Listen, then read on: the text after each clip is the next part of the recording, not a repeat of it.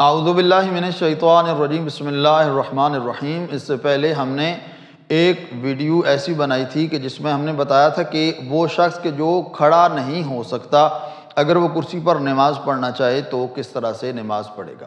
آج ہم آپ کو بتائیں گے کہ ایک شخص کھڑا ہو سکتا ہے، کرسی پر نماز پڑھنا چاہتا ہے، نیچے بیٹھ کر نماز نہیں پڑھ سکتا۔ ہم نے یہ بھی بتایا تھا کہ حتی الامکان انسان کو کوشش کرنا چاہیے کہ نماز زمین پر بیٹھ کر پڑھے۔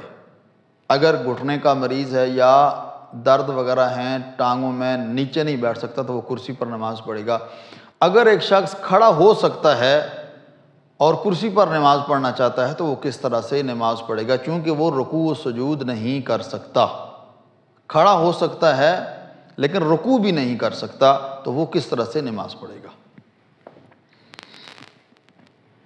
وہ کھڑا ہو جائے گا اور نیت کرے گا، میں نیت کرتا ہوں 2 رکعت نماز فجر واجب قربتاً الی اللہ، اللہ اکبر۔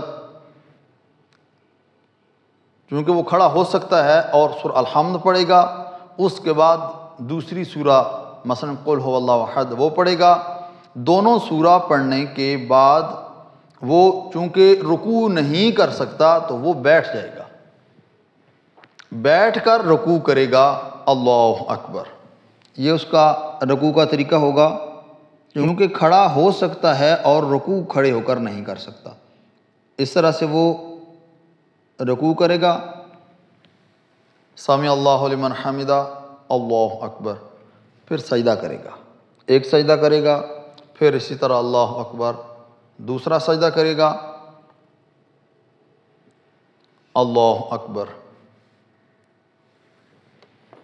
بحول اللہ وقوتہ یقوم ویقعد، کھڑا ہو جائے گا۔ پھر اگر اس طرح کھڑے ہو سکتا ہے تو ٹھیک ہے، اگر کسی چیز کا سہارا لینا چاہے چونکہ ایسے کھڑا نہیں ہو سکتا تو وہ لاٹھی یا کوئی اور کرسی ساتھ رکھ سکتا ہے جس کا کہ اس کرسی کا سہارا لے کر وہ کھڑا ہو جائے۔ کھڑا ہو جائے گا اور پھر سورہ الحمد پڑھے گا، سورہ قل هو اللہ دوسری سورہ جو ہے وہ پڑھے گا، اور پڑھنے کے بعد اللہ اکبر، قنوت پڑھے گا۔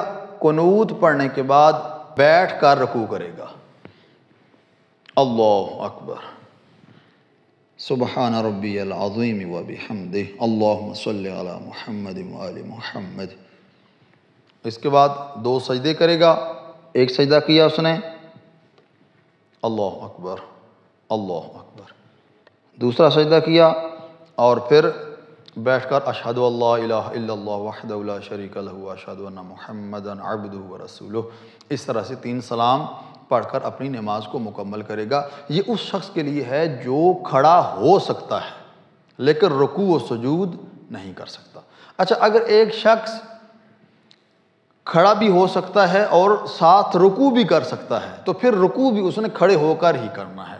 مثلا وہ کھڑا ہو کے سورہ الحمد پڑھے گا، سورہ الحمد کے بعد سورہ قل هو اللہ پڑھے گا، سورہ توحید وہ پڑھ کے اللہ اکبر، پھر اس کے بعد رکوع کرے گا، رکوع کر کے سمع اللہ لمن حمدہ، سجدے کے لیے بیٹھ جائے گا وہ، کیونکہ سجدہ نہیں کر سکتا نیچے، سبحان ربی الاعلی وبحمدہ۔ یہ اس شخص کے لیے ہے جو کھڑا بھی ہو سکتا ہے اور ساتھ کھڑے ہو کر رکوع بھی اس کے بس کی بات ہے، وہ کر سکتا ہے، تو پھر ضروری ہے کہ وہ رکوع بھی کھڑا ہو کر ہی کرے۔ دعا ہے خالق کائنات کی بارگاہ میں خداوند کریم ہمیں اپنی زندگی محمد و آل محمد کے فرامین کے مطابق گزارنے کی توفیق عطا فرمائے۔ والسلام علیکم ورحمۃ اللہ وبرکاتہ۔